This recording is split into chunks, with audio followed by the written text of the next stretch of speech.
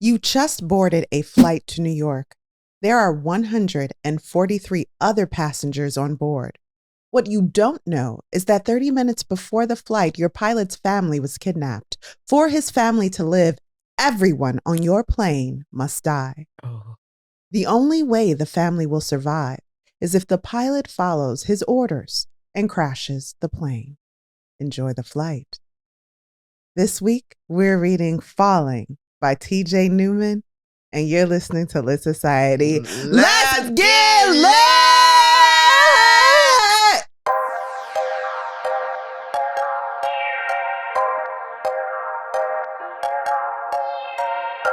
Hey y'all, this is Kari. And this is Alexis. And you're listening to Lit Society, a show about books and drama. And you're watching this on YouTube. Hey, this is episode 2 of season 5. Usually we start the intro with a portion that we've written ourselves. I'm reading from the book jacket this week. So if you enjoyed that intro, that is from TJ Newman's publisher. I'm tired, y'all. I didn't have the time to write anything. How are you doing, Alexis? I'm doing good. Yeah. Okay, I said, right? Yeah. Mm-hmm. I am. Yeah, you're not feeling your best today. I'm going to put you on blast. So why are you here? Why do you do this show if you're not feeling 100%? Because I love to do this show. I enjoy talking about the books with you. I can't wait to hear your viewpoint on it. And, it's fun. I like it. I agree. Yeah, and in our 5th season, I really feel like we're talking to our book club. Mm-hmm. It's a little less pressure to be perfect in everything. Yeah. There are more ums and ahs sometimes in our episodes. Well, we're able to feel relaxed because so many people have showed us love. And in that vein, shade it. Let's dive into Society Says. Okay. Oh, wow. Society Says is the portion of the show where we share your thoughts, listeners, with the rest of the Lit Society. Alexis, is there a comment you'd like to share from a listener, a viewer on YouTube, perhaps, this week? What you got? So this comment that I found is from Apple Podcasts, and it's titled, "Look forward to each new episode." And it's from Train Spotting Mama. Okay. She said, "I found your podcast when I did a search on Wallace Stegner and have been hooked ever since. I love listening to different points of view for books I've read, and on new books I add to my list. Anyone can spin humor into a Jane Eyre review. Oh, anyone who can spin humor into a Jane Eyre review is pure genius. Keep on reading, Miriam." Thank you, Miriam. All right, thank you. I love this. I was drawn to this comment because of the Wallace Wagner. Yeah. And that was like a favorite of mine. Excuse me, I don't remember the book, but I remember that's the one I picked up from the library. Just in the library one day, and I grabbed the book. You don't remember the book? I don't remember the name of the Remembering book. Laughter. That's where the two sisters. Yeah. Yeah. I like that book because I think I read it in 4 hours. It was really short. It was a short book. Definitely a short book. It don't take all day to get your point across. Get to the point. And for Jane Eyre, someone has to put humor into a Bronte book. It might as well be us. So thank you for that. How about you, Kari? Did you have a comment that you wanted to share? Shout it. Okay. So this also comes from Apple Podcasts. And this comment is from Doobadoo-boop-ba-doo-boop. Boop, boop. Here we go. Hammy2458. They title it, "Actually Laugh Out Loud." I love these ladies. I'm constantly laughing out loud with them. I've listened to every episode, and sometimes when I need a comfort listen, I'll go back and pick a random episode. Aww. But they aren't all comedy. Not sure they even try to be funny. They just are. I love the book discussion, and they often point out things I haven't picked up on. Love it. Thank you, Hammy. Thank you. I love that comment. That's really sweet. You guys keep us going week after week. Thank you. We appreciate you. And listeners, if you want to have your comments shared on the show, leave us a message on Apple Podcasts, Spotify, send us an email. Find us on Instagram. We ain't even gonna pretend to be on Facebook anymore. Yikes. And on that note, let's take a break and dive into our author and context. Let's do it. All right.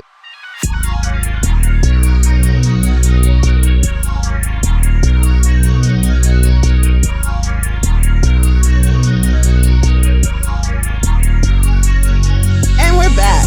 Alexis, what can you tell us about TJ Newman? Can I just tell you, first of all, I love those androgynous names.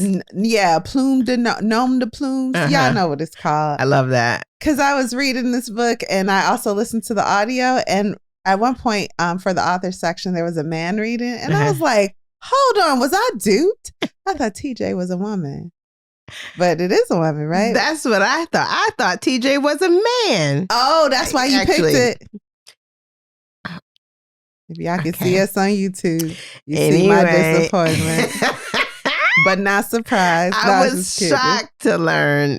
I guess I just attribute TJ to a male's name. I love that. Yeah. So TJ Newman is actually Tori Jane, a former flight attendant and bookseller. She studied musical theater at Illinois Wesleyan University. Are you familiar with that? Mm-mm. She graduated in 2006. And after graduating, she moved to New York City to pursue an acting career. She would eventually return home because she was not successful. And she started working for an independent bookstore called Changing Hands. And she worked there until 2011. And she worked as a flight attendant for 10 years before she was furloughed at the beginning of the pandemic. Okay. This book that we're reading today was rejected by 41 agents. Yeah, do you know why? Before being accepted by Shane Salerno. No, you want to tell us. Being accepted with a movie option right away. Yeah. And a promise of a second. Mm-hmm. I thought you were going to tell us why. You got that? Okay. So I thought it would be because of perhaps some of the factual statements made about international relations in the book. Oh. However, no. The assumption is that this book was not picked up because it breaks a lot of rules that creative writers are told. Never do. Like never. Interesting. We are going to spoil the book. Oh, I hope we said that last episode. We spoil these books. Spoilers in a moment. But no, spoilers right now. So one thing she does, it starts with a dream. And you never really want to do that. You're taught because it ruins the reader's confidence in you. When you start with a dream and it's like, psych, that never happened. New day. Then the readers kind of feels like they can't trust anything you present to them throughout the book. Interesting. There's a part where the protagonist looks in the mirror and describes himself. Those type of moments don't usually progress the story. So that's kind of something you usually want to stay away from. Little things like that. Some things are told to you in this book instead of shown to you in the story. And I feel like that's a quote unquote mistake a lot of screenwriters and authors make. And it's not always a mistake. Sometimes it works.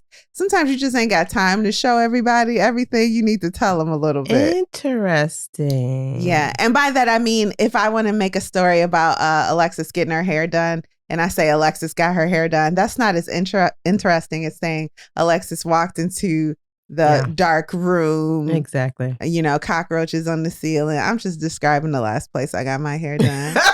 And you haven't gotten your hair done in a very long time. Shade! In a salon, B. It be your own people. In a salon. That's Stop true. it. Stop it. Last time I got my hair done, she was eating fish while doing my hair. Did you leave with your hair smelling like fish? Yeah. Of course. But I just stayed in that chair and shut it up. Anyway, so please tell us more about TJ. Well, like you said, you can go ahead and tell us about Shane Salerno, who he is, what he's done. Her agent? Yeah. The one that picked it up. He looked at the book and he saw the promise. They did work on it with her, which is normal. Uh-huh. So he got the draft that she had and that she had ironed out, fleshed out, and they worked on it It got optioned for a movie deal right away. Right away. And I think like a second book deal was given to her right away also, which is Drowning. That's out now. Yeah. This book debuted at number 2 on the New York Times bestsellers I didn't list. know that. Okay. Yeah. So those agents really missed out because it sold to Universal and working title for film rights for $1.5 million. And TJ is writing the script. I think this is another example on perspective, because if the agent didn't see it, it wasn't for the agent to push. You know what I mean? So I wouldn't say they missed out because they didn't see the vision. In the push. Yeah. Okay. You didn't believe in it. So good thing you didn't get it. But good for her for having the resources and time to try 40 more times. Yeah. And then what do you know about Shane Salerno? Do you know what he's screenwritten in the past? No. He's worked on the latest Avatar movie. He worked on Armageddon, and he did the 2000 movie Shaft. I don't like any of those movies, but I love Armageddon though. I love that one. And I don't want to miss a thing. I love this song especially. Exactly. Y'all welcome. Okay, thank you. Listen, she released that second book in May 2023, which is Drowning. And like you said, there was a bidding war immediately, and Warner Brothers got that one. So and she's got 2 more books coming out, Jumping and Pooting. I heard it's explosive. No, I'm sorry. I'm tired. Go ahead. She's getting ornery, you folks. Listen, let me tell you about her inspiration. Okay, it says, and I snipped this right from the article. It said, the concept for Falling came to me at work. I was working a red eye to New York. I wrote much of the book on the plane, and I was standing at the front of the cabin looking out at the passengers. It was dark. They were asleep. And for the first time, a thought occurred to me. Their lives, our lives, were in the pilot's hands. So with that much power and responsibility, how vulnerable does that make a commercial pilot? And I just couldn't shake the thought. So a few days later, I was on a different trip with a different set of pilots. And one day I threw out to the captain, what would you do if your family was kidnapped and you were told that if you didn't crash the plane, they would be killed? What would you do? He said, you can go home. No, and the look on his face terrified me. I knew he didn't have an answer, and I knew that was the makings of my first book. So that is TJ Holmes. Wow, she really got in my head. Yeah. So Kari, who do you think would enjoy this book? Yeah, I think if you're ready for hijack movies, if that's something you think you can enjoy at this time of your life. I know that there was a show called Hijack some people watched. I don't think I did watch that. No, I'm surprised you didn't because I think I did. I think I watched a few episodes of it. You don't think I did? No, you didn't. I know you didn't. Oh. But anyway. Sounds familiar though. Yeah, it's that type of story. It's like exactly that, where it's not about caring about the characters. It's very plot driven. This is not a character-driven novel. So if you're into that, if you're into cliffhangers and this happened next and then this happened, just a fun read, then I think you'll be interested in this. Okay. And Alexis, why did you choose Falling by TJ Newman? You know, and I was searching, and I think I said this before, when I was searching for Apollo Murders, that Chris Hadfield book, the one that we didn't love, Falling popped up as a similar book, so I added it to my list. And so I put it on hold to read, and I opened it, but I never read it. So I've been meaning to go back to it for a while, and it came up last year, end of last year, as I was looking for a book to read while we were on our break. So that's good a reason as any. I love it. Yeah. Well, without further ado, are you ready to dive deep into the plot of Falling? Absolutely, I am. And I'm going to dig in full spoiler alert. Okay. Spoilers. Yeah. They're coming. So there's an explosion. Bill can see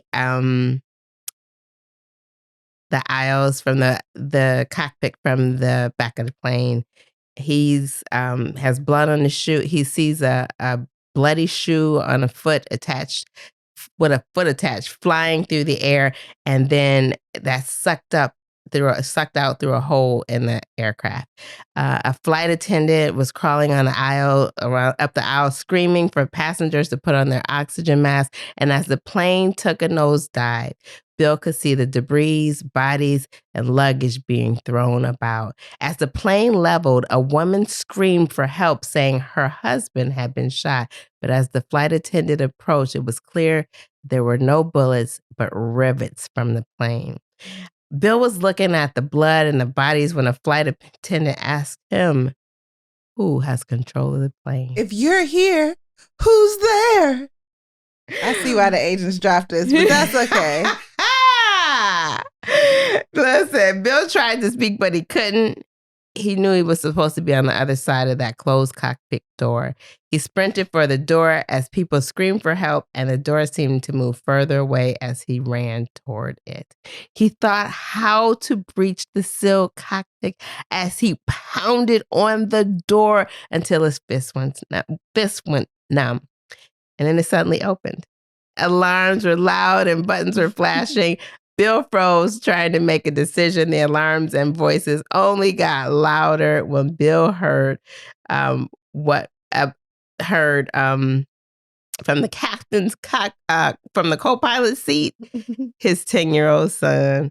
He saw him in his pajamas, and he was paralyzed in fear and terrified he would make the wrong call when he heard, "Bill, it's time."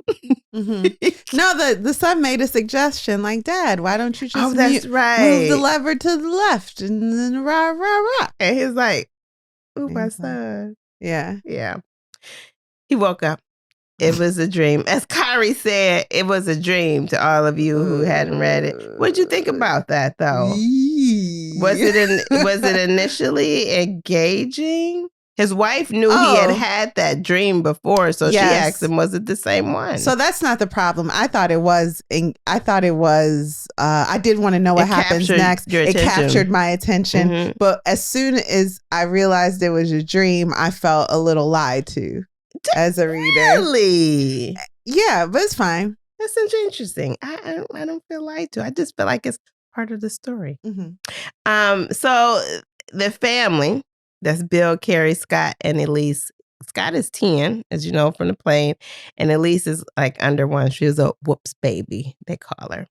Mm-hmm. So Scott is 10, so the family's up in the morning. I believe it's a Saturday morning. Scott wants to go outside, and his mom, Carrie, gives him the okay. She tells him you can go outside, but make sure you're back before your father leaves for work. So that's like 10 minutes. And as Scott goes outside, he's met at the door by a stranger. And Carrie comes to the door with Elise on her hip and stands between the man and Scott and asks, "Can I help you?" The stranger says that he's with Calcom. "You called about your internet?" So she tells, "Oh, yeah, I did call. Come on in." She offers him a drink. Carrie thanks Sam for coming and telling him it was difficult to get an appointment. It would have been weeks before she can get one. And Sam tells her that they're pretty busy and asks how long the internet had been out. And she asks the same. She asks if it's normal for hers to be the only house that's without internet. Everybody else got internet but me. What's up with that? And Sal tells her that it might be a router and he'd run some diagnostics. And then Bill comes downstairs. Now, Bill he barely acknowledges Sam. He just comes down and goes in the kitchen. And because there's a little thing between them, they ask Sam to step out because they're in the middle of a tiff, if you will. Yeah, husband and wife. Yeah, because Bill is going to work when today is the day of his son's Little League game, the season opener. And he didn't think twice about it. He didn't think twice about it at all. When duty calls, duty calls. Yeah. That's the life of a pilot. That's the life of the pilot. But Bill tells Carrie that he will call her before takeoff, and then he leaves. His son never comes back in, if you remember. Yeah, he's still outside. When Carrie turns around to offer milk and sugar to Sam, guess what? Sam goes, I think he thinks, like, I was disturbed by her face. Usually if someone sees a gun pointed at them, they look surprised. She didn't look surprised. She looked calm. Yeah. So she gave no reaction, but there's a gun pointed at her, and she's reacting internally. Mm-hmm. She don't want to give this criminal, okay, this person that got a gun to her, any power. Mm-hmm. Okay, that's why she doesn't react. So what would you do in this situation? Your son is outside and you're inside with the gunman and your 1-year-old baby. I don't know. I would think my initial reaction would be to scream, but I'm actually not. In high stress situations, I'm usually a calmer person. So I don't think I would be, I feel like I would scream out, but I don't know if I would. And I'm easily startled, so I might scream out. Mm-hmm. So there you go. Mm-hmm. What about you? I just run outside. Listen, Just you have run to choose immediately. between the two children.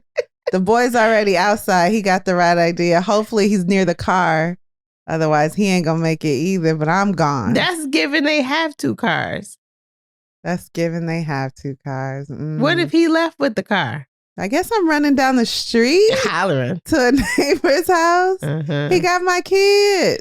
He don't have your kids. You have your kids. I didn't Another say kid that. is outside. I never said I have. I got milk and cookies. You 'Cause said then he she got turned my around. kids. Yeah, because the kids are with him. I had to run. No, you for all have of your us. daughter and the son is outside. She's not holding her daughter. Let's move on. Okay. Save the children. Scott comes in asking if Bill left, only to walk in the kitchen to see his mom having a gun pointed at her. Mm-hmm. And Sam tells her the children won't be hurt. Nobody's got to get hurt. And Carrie is like, who's it up to? And Sam just smiles. Mm-hmm. Let's talk about Bill. Bill makes it through TSA and he's at the airport. He makes it through TSA in a way that is not, he doesn't follow protocol. It's like, hey, Mary. Hey, Bill. But they just send their stuff through the thing. Didn't he send his stuff through the thing? I don't know. Something he did was kind of lax. He doesn't necessarily follow the rules in that case. And that is normal. Like a TSA agent sees the pilot all the time. Yeah. Well, that's a fact. And it might cause the TSA agent to be less diligent for, the staff. Mm-hmm. If you allow that as a pilot, then it's a ripple effect. He mentions that. Thank you. Thank you for that bit of information. Yeah. He knew Carrie was mad, so like I said, he calls her. But he felt like he couldn't refuse this personal favor from the chief pilot. Bill was the 3rd most senior pilot, and he had been with Coastal Airlines for 25 years. These are ridiculous excuses. He does not work for the Air Force. This is not. She's really hard on this. And man. what's it called? Coastal is the Coastal airline. And it's designed like a nightclub inside. Bill, if you don't go home, see your son Little League game. This is slow. He makes a call. The call goes to voicemail, and as Bill, the call goes to voicemail. So then he just does what he's supposed to do, the standard plane inspection. And then as he's doing this plane inspection, he thinks back to his 18th birthday when he learned about why they say souls on board instead of people on board. Do you remember what the answer to that is? Yeah, I like that. Because if you say passengers, well, then that doesn't include the flight crew.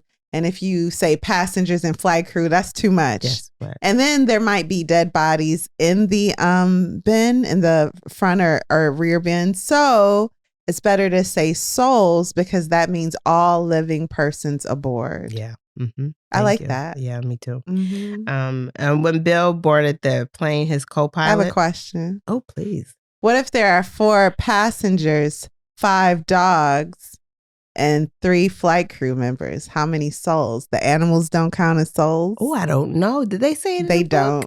They don't count as souls. Mm-hmm. They are though, right? They are souls. Oh, okay. So they're only talking about human souls. Living humans. Mm-hmm. Okay, I get it. I do too. Yeah.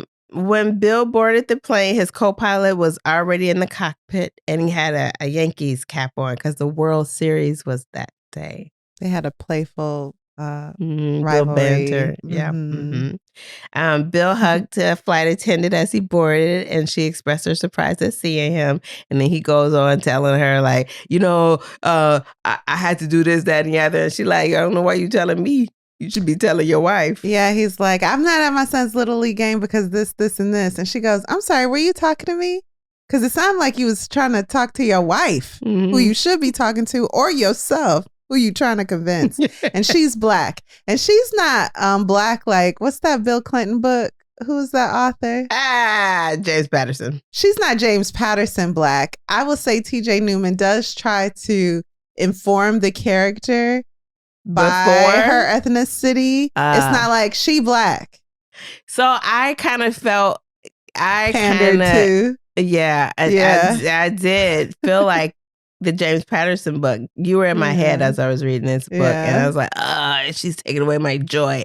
But yeah, so I saw that, and I was like, she could have did that a little differently. Descends from goddesses. It's a bit pandering. It's a bit much, really. Yeah. It really is. Okay, so he's on the plane now, and the passengers are boarding. He makes a flight announcement that Coastal Airlines Flight 416 is nonstop to JFK. Flying time 5 hours 24 minutes. The passengers continue to board. A young boy and his father come to the cockpit. They have a little moment in there where he shows them around. He reminisces about his experience with his son. Once the family leaves, Bill checks his phone again to see if Carrie called back, and then he puts the phone in flight mode. She has not called back. Do you think she wrote this part in to give people the impression that the pilots put their phone on airplane mode too? Oh, I don't know if anyone puts their phone in airplane mode anymore. So that's my thing. Why? I think she did that to tell us that. No, he didn't put it in airplane mode. Yes, did he did. Because he said he was going to check again mid-flight. He said before I put the phone in airplane mode, in flight mode. Yeah. So anyway, the cockpit takes off, and as the plane settles into cruise mode, Ben is reading his book. Bill is reviewing some computer-based training, and then he receives an email from Carrie that has no subject line or text, just a picture attachment. What's in this picture, Kari? Oh no. The picture is of her, his son, and the 1-year-old baby, and they're like gagged. No, at this point, bound. At this point, they have hoods on. Hoods on. Yeah, okay. Except the baby, and Carrie is wearing an explosive suicide vest. Yes. And the son is next to them, and they're in the living room. And then another email follows up, and with them are instructions to put on headphones, followed by incoming FaceTime call. Bill takes a quick assessment of the man, and he can see that he's light tan, thin lips, bushy eyebrows, thick dark hair with an explosive suicide vest strapped to his body. Elise is screaming, that's the baby, frantically in the background. Sam told Bill that since he wasn't alone, he needs to, and he has something to say, that he needs to send it in the email. Sam also told Bill to reach in his messenger bag and pull out a privacy shield for his computer. And then his computer is really functioning there, right? Anyway, so Alexis is like, your phone is on airplane mode, but you are live streaming. Is he live streaming, or they're going back and forth? FaceTime. Okay, that's fine. Receiving emails and everything, but I think the internet is like popping, right? Yeah, you can. Yes. You can iMessage, WhatsApp, and Wi-Fi easily from a plane. But you shouldn't be FaceTiming. No video chat. Shoulda, woulda. Okay. I'm just saying, this internet follow the rules. Is live. Yeah, definitely follow the rules as passengers. And it don't be live when you be on the plane, okay? I'm just saying. Anyway, Sam also told Bill to pull out that messenger bag, and then Bill realizes that this is the cable guy, and it's like, oh, he put stuff in there while I was in the kitchen with my wife talking. But he couldn't remember if he introduced himself or not. Bill asked to see his family, and until he saw his family, they had nothing to discuss. That's how Bill, like, I'm coming in, like, you do what I say first, okay? Even though you called me with the threat, do what I say. So he shows them his family, and there is where they're in the kitchen, bound and gagged. but they don't have the hoods on. And Sam then tells Bill, "You will crash the plane or I will kill your family. If you tell anyone, your family dies. The choice is yours." Right. Bill says to Sam, "I'm not going to crash the plane and you're not going to kill my family." Sam tells Bill that what his full name is. I think I don't know. I don't remember what his full name is. I don't remember either. You want me to look it up? No. He told him that he would have known if he had introduced himself this morning, but he didn't care because he was the cable guy. There was some direction from the control and there was a little banter from Ben at the same time while this is going on, and Bill tries to play it off as if as he's being normal. He plays it off to Ben, and then Ben asks about a bathroom break, and Ben asks about a bathroom break, and Ben asks him to wait. And I didn't like that she has the Bill, Ben, Sam, Scott. Yeah, that was really difficult for me at first. Out of all the names, do we need that? No. It should be like Bill and DeAndre. Exactly. Sam. Yeah. So as he tells Sam his co-pilot is going to take issue with him crashing the plane, Sam tells Bill that he's going to need to kill him. And he says, I don't know if I could do that, kind of like that. But Sam tells him there's a bag of white powder, like a container, a bottle of white powder that he can poison him with. It goes in his coffee. Don't worry about that. Yeah, you can take the co-pilot out. And then he tells him there's a metal cylinder on your back. And like, he put a lot of stuff in his bag in such a short time. Just drop But it could have been a small, like, little package thing. Yeah, but it's on separate sides of the bag. Anyway, Bill, so that's Bill, why 41 agents was like, "Nah, girl, work on this one more." So he's got a metal cylinder, and Bill's got questions. Sam is ignoring the ones he don't want to answer. In this moment, Bill agrees to crash the plane, but he wanted to know what he would be crashing the plane into. He but never Sam agreed. Doesn't he say just what. said, "What am I to be crashing the plane into?" He never agreed to crash the plane. We won't go into that because several times he makes the agreement. He's just knowing he's not going to do it. Do you know what I mean? Yeah. He says it to appease him at the moment. Oh, okay. Sam told him that he would tell him the target, but he wouldn't tell him the area. He tells him the target is DC. Sam warned Bill that before he tosses the canister, he should have on his own oxygen mask. And he told him if he didn't follow through, he has a backup on board to make sure the plan goes through. Bill will need to make a choice. Don't just glance over that. He's saying, if you don't go through with crashing this plane, there is someone aboard that will. Yeah, that's what I said. Mm-hmm. Bill, why are you looking at me like that? I'm just like, wow, what a predicament. That's all. I'm just thinking. Yeah, Bill asked Sam what his demands were, and Sam told him, all I want is to see what a good man, a good American man does when he's in a no-win situation.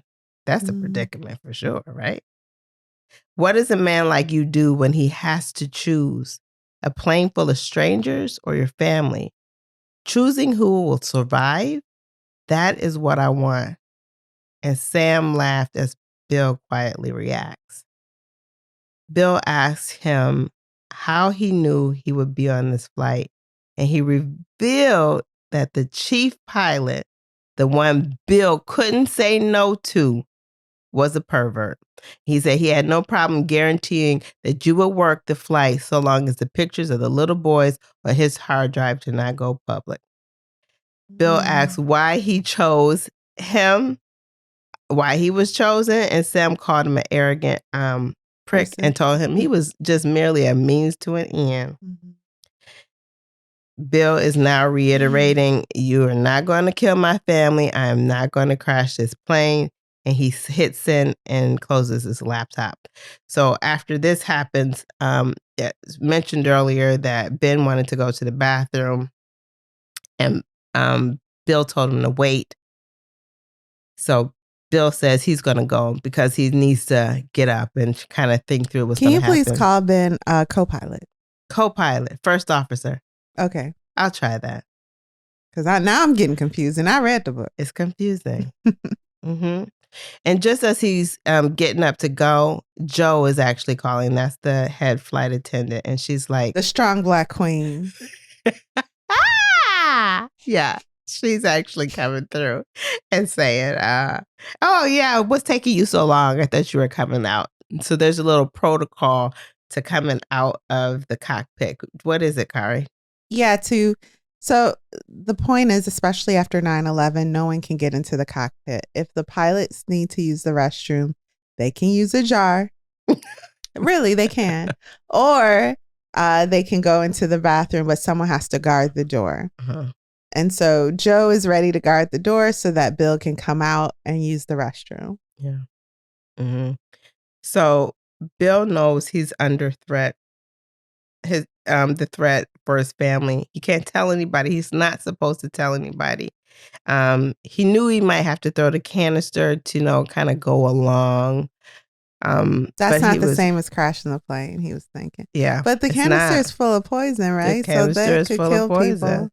He doesn't know what kind of poison it is. He doesn't know anything about this canister. And in his mind, it's like, if I don't do it, someone else on this plane is ready to do everything. Yep. Mm-hmm. And he's worried about leaving this 140 souls and the plane crashing. He's thinking about all this stuff. So he decides that he's going to reveal this threat to Joe. Sam said, don't tell anyone or everyone will die. I'll kill your whole family. And Bill said, I got to tell Joe, the strong Black flight attendant. Mm-hmm. He said, I'm going to tell her. I'm going to tell her the Black right now. queen in the back. Gotta know. Because she going to know what to do. She going to save me. And you know what? Joe did know what to do. Yeah. His thing isn't about saving himself. It's about saving the passengers, because that is the primary responsibility of the flight attendant. Mm-hmm. So he's like, I can't just be going along with this. I have to let Joe know. And she's a flight attendant with years of experience. Yeah. So yeah, she'll know what to do. Yep. So Joe's idea was that she would text her nephew who worked for the FBI. So the captain goes to the bathroom, comes out, and then goes back into the cockpit. And there they make the exchange. The first officer now leaves. Mm-hmm. Now he goes to the restroom. He goes to the restroom. And my thing is, y'all just got in the air and y'all have to go to the restroom? Because they didn't go before. Y'all are professional pilots. They didn't go before. That's fine, whatever. Okay? Just, come on. Everybody's bladder is different, Kari. Come on. Everybody's bladder.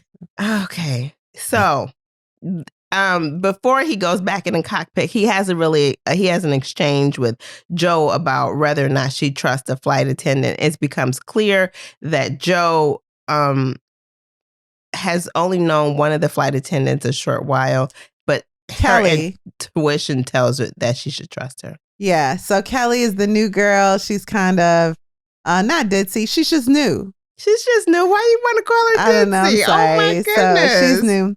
And then the other flight attendant is Daddy. And Big Daddy. But they call him Daddy. They literally like, Daddy, do this. Daddy, can you get some coffee? It's a lot. I like it though. It's kind of funny. Okay. Yeah, so sure. It's Daddy, Joe, and Kelly. And at this point, I'm like, well, Kelly is obviously the terrorist on the flight. But then Joe asks, does he trust Ben? He's like, I haven't really flown with Ben a lot, but my intuition too says I should trust him. This is what the pilot says. Yeah. Bill. Yeah. So now you have two new people. And how do you automatically not assume they are the backup plan? Yeah, you're right. Mm-hmm. So Bill told Joe that when the first officer comes out, don't tell him about the situation. I'm not going to tell him about the situation. And you're going to have control of the cabin. I'll take care of the cockpit. That's that. So when Joe gets a chance, she texts her nephew and tells him what's going on. Theo, yeah. And so Theo tells his boss. So like he's like this rising star agent who's broken rules, gotten in trouble, and now he's working on a Saturday for brownie points. When Joe's text message comes through, and Theo, he wants to take this message to his boss, but he's like, "Ooh, I'm in a precarious situation." He's really like on his way out of the FBI if he messes up one more time. He's like, I don't know if she's gonna trust me. Yeah, but he takes it to her, and then even the boss is a bit hesitant to respond to this threat because he be cutting up in the workplace. He be cutting up. Yeah. So listen, when Bill gets back into the cockpit and then the first officer goes on break, he then enables the radio frequency so that only he, the pilot, can hear the communications. I would think, but he kind of explains this part a little bit, doesn't he? Because as I went back to read it, I was thinking that would be, wouldn't he automatically know he's not getting the communications? He could change the channel. Yeah, but wouldn't the first officer know I'm not hearing everything. Do you know what I mean? No, because the first officer is still hearing he's on the right channel. Bill's not on the right channel. Okay, so he switched to another channel. That's what I understood. So the first officer is hearing everything he's supposed to hear. Okay. From air traffic control. Yeah. But Bill switched over to another channel. Okay. For his covert operation. Yeah. So he's over on the side having this message, and Ben, or first officer Ben, is just not in the know of what he's doing. And so when he's back in, he switches the frequency, and then another email comes in. And then this email says that Bill needs to read a statement, create a video of himself reading the statement. And of course, Bill is like, I am not doing that. You can't even convince me to do that. And then this scenario happens. What happens, Kari? Do you remember this part? Sam is like to Bill's wife, go get me some tea. And so she comes back with tea, and he pretends that he's going to drink, and he goes, aha! And he pours it on her, and she's screaming, no! Ah! They're muffled scream because she's like, ah! And then the camera cuts. Yeah. Oh, because she's gagged. Yes. Sorry. And the camera cuts. And so Bill is like, well, I guess I'm going to read this statement. Yeah. So that's my family. Bill records this statement, but she's actually not burned. At all. Because she had some forethought. Yeah, she gave him cold tea. She discerned that it was going to be a problem. She didn't even warm up the tea. So she acted her little heart out. Still muffled. And Sam is like, wait a sec. This is ice cold. No, he threw it on her. So it's all gone. So I was like, isn't there any splash on him? No steam. He didn't notice. Nothing. Okay, so at the house, Sam tells Carrie, ain't nobody checking for you because no one even knew I was coming. So, and then he decided to test her knowledge. He asked her, did she know where Italy was?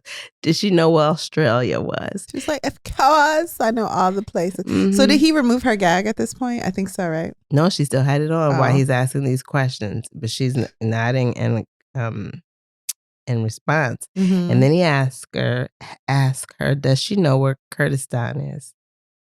And he said, I will walk away from all of this. You will never have known me. I'll never come back if you tell me where it is.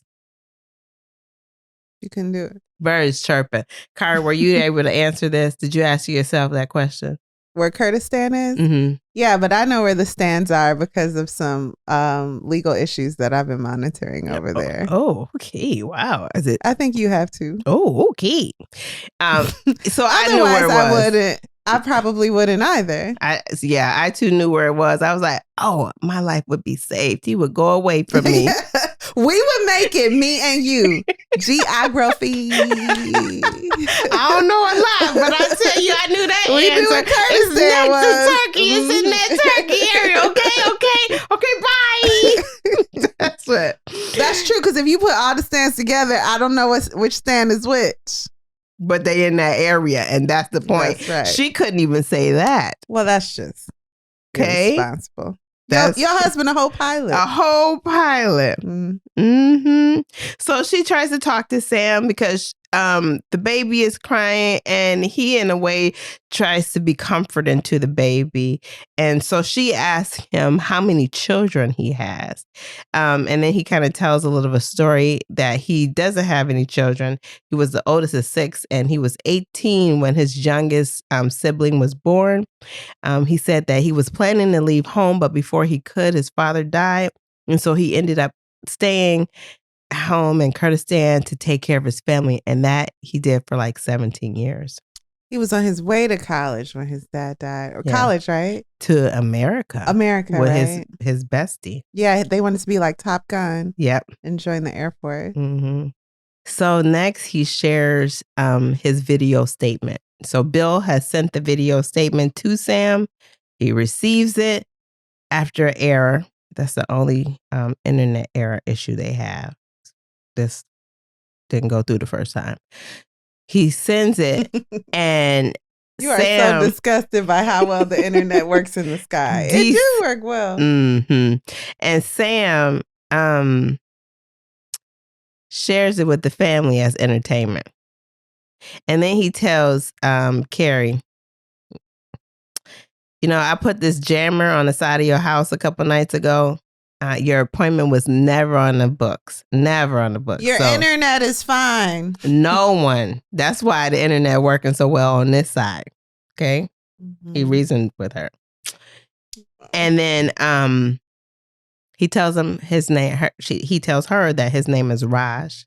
And again, reminding her, no one is coming for you. So don't act up because you could die. So, as you know, Jo had decided she was going to tell the other flight attendants. So she has a little meeting with them, and she tells them. With who? The other flight attendants. With who? Kelly and Big Daddy. Okay. Kelly and Daddy. Okay. Daddy, come here, Daddy. I got to talk to you. Now, Kelly seemed a little shocked and put off. She's like, she forgot what her role was. Mm-hmm. So she was like, oh, okay, you guys handle that and I'll keep serving. Yeah. And they were like, no, service, the tea and stuff, that's a service we provide. Our job is to protect the souls aboard. Mm-hmm. So the flight attendants come up with a plan. While Big Daddy... It's a bad plan. ...says it's reasonable to tell the passengers everything. Jo has determined that that is not a good idea. So they decide to make up an excuse so that they can tell the passengers they're going to be wearing their mask, their oxygen mask. So who's right in this case, Jo or Big Daddy? So Jo is like, I don't want to be at fault for this pilot's family being killed. And Big Daddy is like, we got a whole plane of people to be concerned about. Yeah, and they all have families that they should be able to say goodbye to. Mm-hmm. Who's right? I don't know. I don't know either. Mm-hmm. Anyway. So they can't make the announcement using the speaker system because the pilots will hear that too. So they're like, oh, we have to go seat by seat to tell everybody. It's like, that's not a problem because, we just have to. This is the way it has to be done. So Jo feels like that's a good way to keep everything contained. If you tell them in the small packets, I'll tell first class, y'all go back there and tell all of those people. Jo is telling herself that Theo is going to care for the family and Bill is going to take care of the plane. She's got to do her part with the other flight attendants, and that is to take care of the passengers. And that is make sure they're masked up by the time this canister is thrown. Yeah, get those oxygen masks down. Mm-hmm. And they don't tell them, do they? They just drop the oxygen masks. Right. They don't tell them why. They're like, well, they did. They make it up that excuse about aviation, oxygen, flight deck issues, and manually releasing the mask because they had to manually release them. So back at the house, Theo and the FBI arrive. And so they're checking out the area. And then as they're checking the area and watching the house, they, deciding when to proceed. And I think they were also waiting for more backup. Mm-hmm. They see a politician spreading flyers. Door to door. Door to door. And they're coming up on the Bill and Carrie home, the house that they're scoping out. And so while the boss is like, wait, Theo, who's been in trouble before, decides he's going to take it into his own hands and go to the door and let the politician know, get out of the way. Mm-hmm. Okay. So he goes over to the door, and just as he's about to get him out of the way, the house explodes. Politician dies. Of course, they think the family is dead. And Theo is being told to go home because, you've acted impulsively again. We're sick of you behaving in this manner. And then he gets word that a passenger on the plane has his oxygen mask on and his picture has gone viral. He's a pseudo-celebrity and influencer, and he posted that photo. Yeah, to his 10 million followers. And he told the followers why he was told to put on the mask, and people are like, that's not a thing. Yeah. They're not telling you something. You need to get the truth. Mm-hmm, mm-hmm. And so they start asking questions like, what, now all the passengers are like, what's really going on? What aren't you telling us? Yeah. And so as this is boiling, Big Daddy decides to start a small fire in the bathroom. So the alarm goes out, and they were able to leave that and go check and see what it is, because initially they don't know. So they go back and they find out it's really Big Daddy that started the fire. Thinking quick on his feet. Mm-hmm. Mm-hmm. And then Bill starts to receive text messages from his neighbors like, is anybody home? I hope you're flying. I heard you're flying today. And then they reveal to him that his house exploded, and they're blaming it on a gas leak. And Bill is scared because, of course, he believes his family was still in the home. And he doesn't know if the FBI got to them in time. And then just then he gets a message from Sam. His family is alive, but in a different location. And Bill is like, but what did I do? Because he doesn't know the picture has gone viral. Mm-hmm. And Sam said, I warned you that if you you talk about this, your family was going to die. He then shows him the picture of the man going viral. And Sam tells him that he took his family on a road trip, and now Bill will have to deal with the consequences. So Sam tells him it's time for plan B. And lo and behold, Kari, what's next? What's happening here? Yeah, so the mole on the plane is co-pilot Ben. What? The first officer? Yeah. Yeah.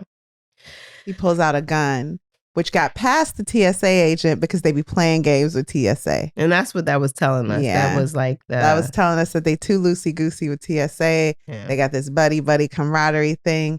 And I get it. You're fine. You're not bringing anything harmful aboard. But in this case, your co-pilot was. Yeah. And because you were so lax with the rules, now your co-pilot got on with the gun. Yeah. Mm-hmm. So after the flight attendant kind of inspects the explosion, he confirms that there's only one dead body. So the family is presumed safe. And the dead body is the politician. Yeah. And then Theo's boss gets a call that since the threat is to DC, potentially the White House, they need to have a contingency plan that the plane will be shot from the air if the FBI can't save the family. That's real. Mm-hmm, very real.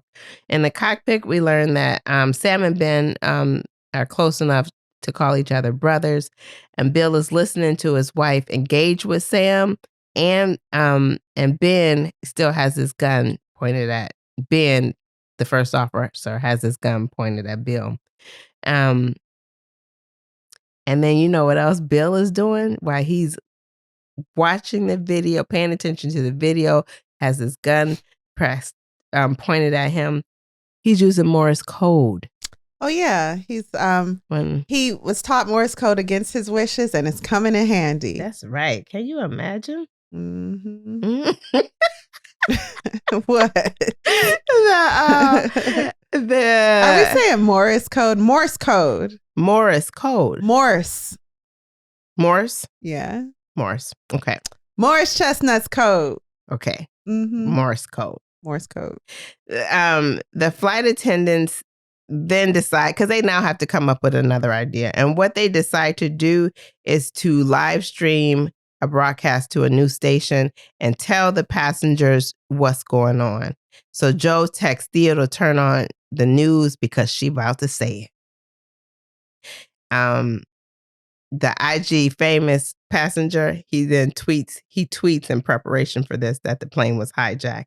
And then Joe starts her message and reveals the plane is being hijacked and we got to get you to put on your mask because we're concerned for your safety.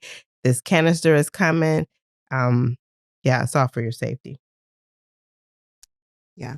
Mm-hmm. So Bill has now that the family is in a new location, he is like picking up clues as to where they could be, what they could be in, because the background has changed and they're no longer in the house. Of course, the house has exploded. So he's just trying to see how he can support everybody else on the ground so that his family can get safe. And he learns that the family is in a moving van.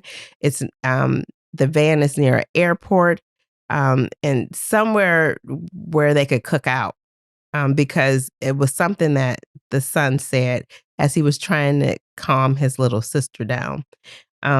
So he shares that information using Morse code, and of course they share it with the FBI.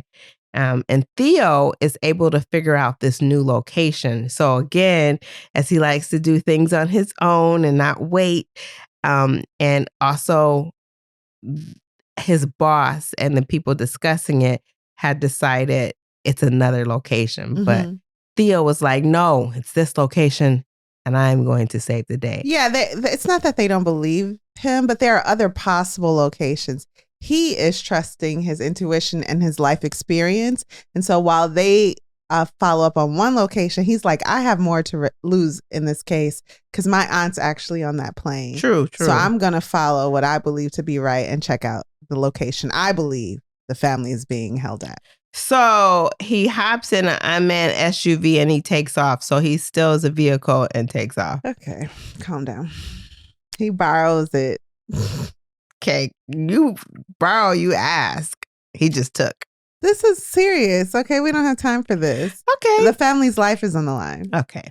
So now it's time to throw and that's legal, by the way. Right, because it's the FBI. It's the interest of the public. Yeah, right, so you have to relinquish your property. So now it's time to throw this canister gas. So Joe knows it's coming. She doesn't know exactly when.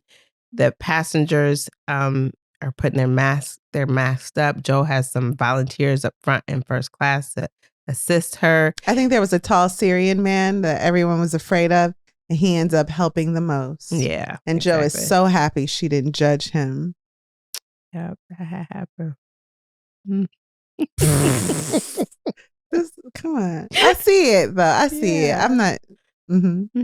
Yeah. So they're ready. They're ready for the gas to come. But the thing is that the mask only have 12 minutes on them. And then they're out of gas. Okay. But the flight attendants, they have a little bit longer, but still less than maybe the pilots have.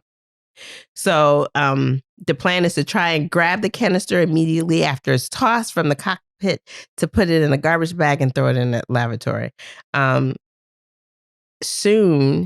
soon after, the canister is thrown and white residue spews from the canister. Who throws the canister? Bill. So Bill opens the cockpit, throws the canister. Who knows what's in it? Who knows? He's doing what he's supposed to do. Don't judge him. I'm just saying, active voice. Say it positively. He throws the canister of poison. After lots of commotion, including a passenger actually making a dash for the cockpit to try to get in, they're able to contain the canister and everybody is still breathing and okay. And at some point, Theo reaches the location where he feels like the van is, and he arrives to find Carrie outside the suspected van with an explosive vest on, and Sam is pointing a gun at her. And Carrie, she has decided that she's going to try to get the upper hand in some way. So she's got to save her family because she know there's too many things that has Bill emotionally caught up. So she's trying to stand up and do her part. Mm-hmm. So she gets Sam out of the van. She says she has to go to the bathroom. But again, she's in this, this vest, this protective vest. He's got the detonator to this vest for the one he has on and the one she has on. She leaves the kids in the van. The father can see him. Bill can see him because he can still see them on FaceTime. And so she's outside the van, wants to go to the bathroom. She asks Sam to help her to unbuckle her pants because, it's awkward. You got all this stuff on. And she sees that as an opportunity. As he's helping her. I mean, let's give Carrie some credit. First, she urinates on herself. That happened a long time ago. That happened in the van. And then she says, can I please go outside? Oh, I thought that happened while she was at the house. Absolutely not, because her son is laying on her lap and he's like, ew, mommy. Now, a lot is going on and this is what the little boy cares he's about. He's a little boy. So he's like, why is your lap wet? And so, good job, Carrie. Yeah. So she was like, I gotta go. And if I was Sam, I'd be like, but you just went. Why you gotta go again? That don't make sense. That's why I think it happened earlier. Nope. Okay, we'll see. We won't worry about that. I have a lot of confusion about this book. Don't worry. So she sees this opportunity and she drives her knee into his crotch and she gets the detonator. So now she has the power. Mm-hmm. All she needs to do is detonate it and her children are safe. But she's dead and so is Sam. Yeah. So she takes this opportunity to ask Sam why. And he decides to reveal it. They have been having conversation like throughout, but this is the wrap up. So I'm going to read that. It's on page 250. He said, I got to LA in September of 2019. Sam said in a dark, bitter tone. It was heaven. The sun, the ocean, everything was so clean. I was doing it. We were doing it together. Finally, all of it. Life was just outstanding. A month later, your president ordered a troop withdrawal from northern Syria. Our little pocket of Kurdistan, which gave Turkey the green light to attack. They came after our people within days. He shook his head with a dark laugh. Betrayed again. Abandoned again. And after we had sacrificed so much, fighting alongside you, destroying ISIS for you, we lost 11,000 YPG fighters defeating ISIS for you. 11,000. And you do that? You betray us like that? When Ben and I saw our town on the news, it took 3 days before we were able to make contact with anyone on the ground. Do you know how many in our families died? She didn't respond. All of them, Carrie. Every single one. We were sent pictures so we could identify the bodies. The last image I have of my mother is her bloated, rotting corpse. Blisters on her lips. Burns across her skin. Ahmad, my baby brother, laid across her. Foam around his mouth. Yellow pus from the chemicals. My brother's last act was trying to protect our mother. His eyes had filled with tears, and now they narrowed on her. She tightened her grip on the detonator. Were you aware of the troop drawdown? He asked. And the attacks that came as a result? She felt the shame blossom across her cheeks. She shook her head. Sam nodded a few times, crossing his arms. Well, I'm sure you were pretty busy. Probably had a deadline with work. Scott's baseball practice. I bet friends were coming over for dinner. Or maybe you saw it on the news, but just couldn't be bothered to care. It was just some poor country, some poor people. Attacks like that just happened there. That's just how it is. His voice began to rise. I know it's how you reacted because I saw it happen. I was here. So was Ben. We were safe. We were in a country where attacks like that don't happen. And all around us, we watched you get your green smoothies and go to the gym. We watched you take selfies and go on vacation. I watched a grown woman sob hysterically. I mean, rolling around in the grass, hysterical, when she saw a dog get hit by a car. And all I could imagine was the look on her face when she clicked past the news of my village's annihilation. Bored, distracted. I mean, the privilege. He snarled against the word and Carrie flinched against the truth. The detonator hung between them. Ahmad, my baby brother, he was the reason I never resented losing all those years. He was what I was most proud of in my life, and he was taken from me because this country sees him, sees our people as nothing, expendable, just poor people they can do whatever they want with. A wave rolled in, and another. Sam, Carrie said in a voice that was grounded for her, but full of tenderness. I get why you're doing this, but it doesn't justify what you're doing. He didn't have a response. He just blinked at her. You have every right to be angry, Sam. I would be too. But your guilt can't... My guilt? My guilt? What about your guilt? You and your ignorance and inaction. This country and the way you think. So, after this moment, Sam reminds her again that even though she has the detonator, he still has her children. And he also has a gun. So he's pointing his gun at her, as I mentioned, and then a shot is fired. And it was Theo. He shoots Sam. Carrie was able to kick the gun away from Sam, and Sam ends up running, and Theo runs after him. The rest of the FBI show up, and Carrie directs them to Theo, where she witnessed them, Theo and Sam, tussling.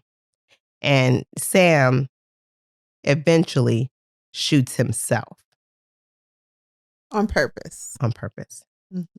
The family is now safe, and it's time to get the plane to safety.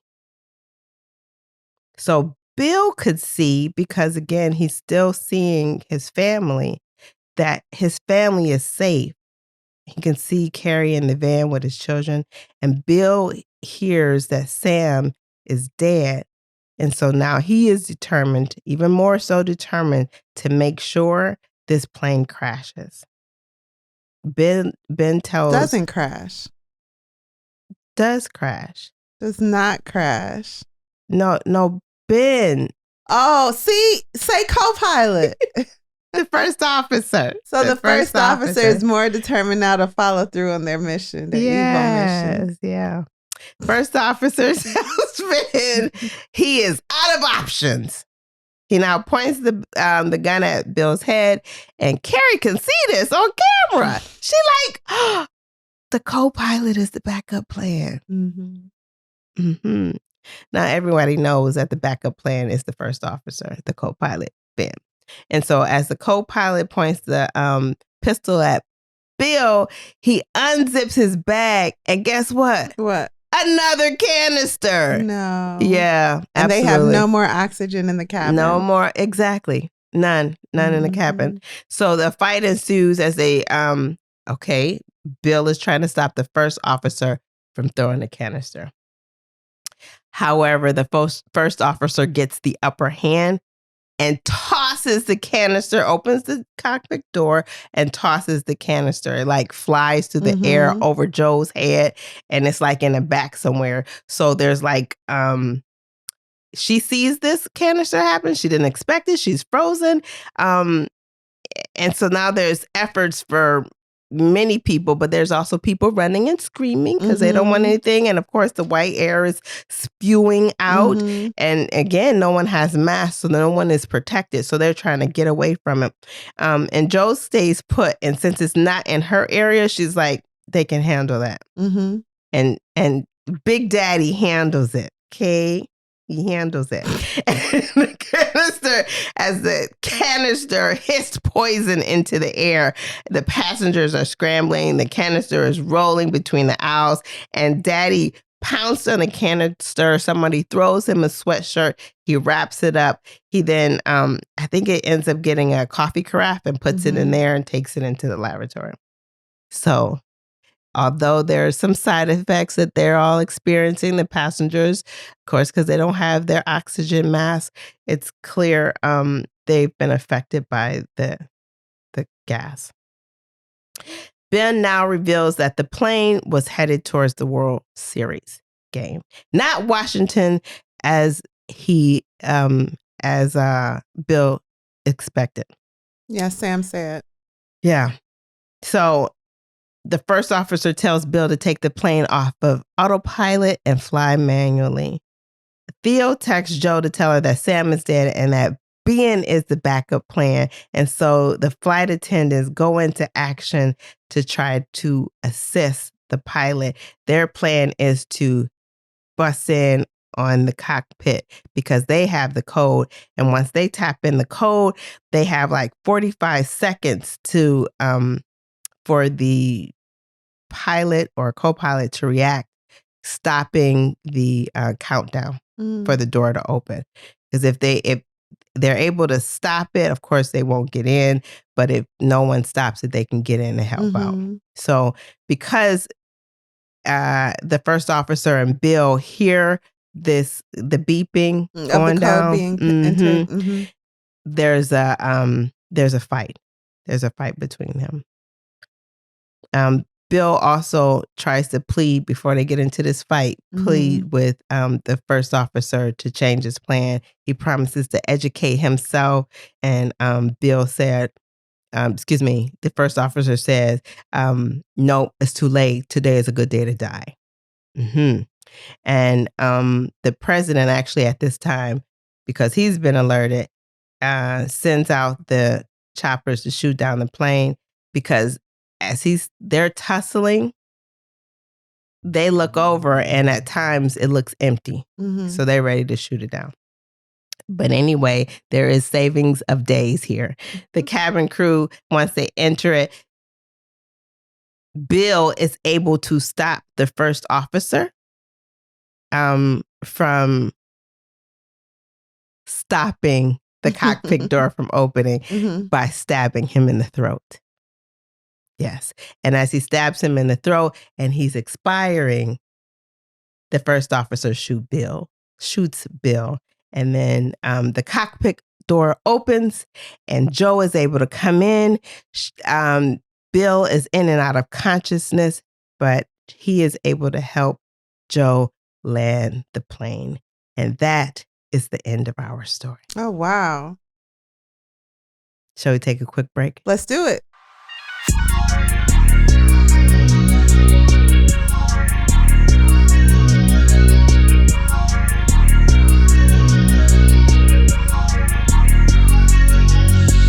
All right, and we're back. Alexis, thank you so much for that deep dive. You're welcome, Kari. What did you think of the book? What's your final verdict? And would you recommend this book? I would say this book was a fun ride. I read it in about a day and a half, and that's because it was a real page turner. Did it have any weight? Was there anything in this book that I will remember, that I'll take with me, that has improved my thinking ability, reasoning ability? No. But do you need that from every book you read? No. Nah. It was fun. It was fun. Wow. I do remember when we pulled out of, I believe, Syria, and a lot of people knew about it and were in an uproar. And a lot of Kurdish people were displaced, a lot of them killed. So that is these are based on facts, recent facts. So yeah, the fact that she pulled from that and her experience as a flight attendant, I think, aided in probably the fluid nature in which this book was written. It was probably a lot of fun for her, and it was fun to read. I will never read it again, but if someone is looking for a beach read, this is a beach read. This is actually a book you read on a plane. I read it on a plane. Yeah. I think so. I think it can be added. Tell me again, what's a beach read? Yeah, whatever. I can tell you what it's not. It's not Anna Karenina. It's not The Warmth of Other Suns, unless you want to read those on the beach, but they're not beach reads. Beach reads are light books that you can pick up and put down. You can jump back into the plot whenever, they're not life-changing books usually. They're just fun. What the creator of Hamilton, he read Hamilton on the beach. Okay. So that's my verdict. Alexis, what did you think of Falling, and would you recommend this book? I repeat, you were in my head when I was reading this book. And that's a bad thing, because that means I can no longer read for enjoyment. So I'm going to work on that for my personal enrichment. My mission is accomplished. This book put me in the mind of President's Daughter again, with the introduction of Joe as the Black person. And I felt like the story was predictable. I think she was in a prayer circle once with her aunties. Isn't that part of the book? I don't remember. I don't remember. Prayer warriors. Where my prayer warriors at? I think you can get a sense early on who the backup in the plane on the plane was, and I literally rolled my eyes when they identified the bad guy. The bad guy as being from the Middle East. Oh. I did. The airplane internet. Okay, it wasn't perfect. Okay, it's not perfect when you're in the air. Okay, they might have a different Wi-Fi system, and that's what I attributed to. Mm-hmm. That's what I attributed to. But I was affected by that. Okay. I did like hearing about airplane protocol, the cockpit changes. I hope it wasn't too specific. I hope I know, I do. I hope that. Yeah. You always hope that when you see things like that. I don't want this to be a manual. Yeah. For bad doing. So when I got the book, I picked it up and put it down several times. So this book is very fast paced and action packed. It has a lot of high action pieces. I think I would still recommend this book because it is action packed and it is light. Yeah, I think it's light. Like the bad guys perish, and in that way, the fact that no one that you feel attached to dies, it doesn't weigh perhaps on your emotions like another book might. Yeah. But it is quite predictable, I would say. And, I don't mind a predictable book. It's you that make it a problem, okay? It's you. This is your verdict. You seem like you mind. Can I read a portion of the book for you? Not yet. And finally, I will say that I decided to look at Goodreads in some of the comments. And I feel like this comment summed it up pretty well. Oh, okay, go ahead. It said, of course the passengers are upset. The flight attendants heroic, the bad people Middle Eastern, and the authorities good meaning but bumbling. I said, oh yeah, that does sum it up. So cliche. Quite well. So all in all, yes, I would recommend the book. Even though it was uninspired, uncreative. Yeah, but is the book supposed to be just flatly enjoyable? That's flat. it. The book is flat. And that's okay. You know what else is flat? The designs of Frank Lloyd Wright. Isn't that beautiful? Very flat, okay, literally. Okay. Let me read a portion. It says, Joe, remember that's the Black flight attendant. How could we forget? No, you can't. Joe turned, her eyes lighting up with surprise as Bill stooped to hug the petite middle-aged woman. Her fluffy black coils tickled his cheek as a familiar vanilla scent rose up from the dark brown skin. It's my signature scent, Joe says. Same as my mama and her mama before that. That's all. Exactly. You know us Black ladies, always wearing our signature scents passed on from our ever-knowing ancestors. Vanilla. The formula hasn't changed. It's Victoria's Secret vanilla. This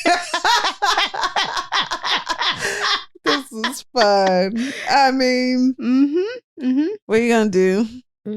That's it. What are we gonna do? It's hard for people to write characters of color. Is it though? Obviously. I think we've read people who write characters of color. Oh, name fine. Black people. All right, thank y'all for listening to Lit Society. Alexis, what are we reading next week? American Prometheus, The Triumph and Tragedy of J. Robert Oppenheimer. And we're taking that in 2 parts, so we'll be covering part 1 next week. Yeah, thank you very much. And thank you all for listening to Lit Society. Lit Society is brought to you by Alexis Honoria and Kari Herrera. Support the cause by leaving a comment for our show on Apple Podcasts, Spotify, along with a 5-star review. Tell a friend about Lit Society if you enjoyed what you've heard today. Follow our newsletter. Visit litsocietypod.com to sign up. Do that. And until next time, you guys. Oh, and we love you. And until next time, you guys, read something. Read something.